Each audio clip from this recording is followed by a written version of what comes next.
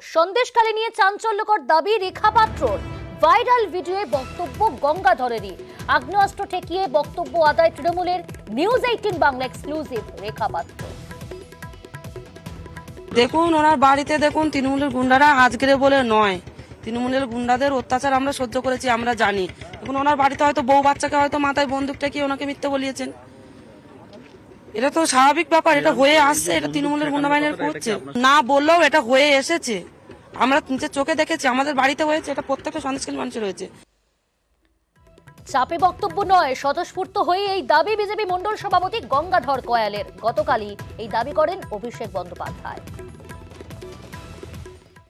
Even if it's a conspiracy, what is compelling Godadhar? Was he under a gunpoint? He was not. He was happily making and confessing those statements without any fear, fervor, or pressure from anyone. You can see that in the video. The cat is out of the bag.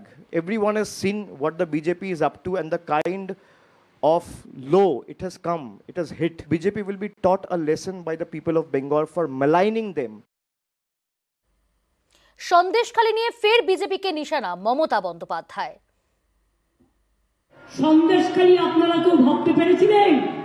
প্রধানমন্ত্রী এসে কত কাঁদছেন, মনে হচ্ছে আহারে মায়ের দুঃখে ওনার বুক জড়িয়ে যাচ্ছে।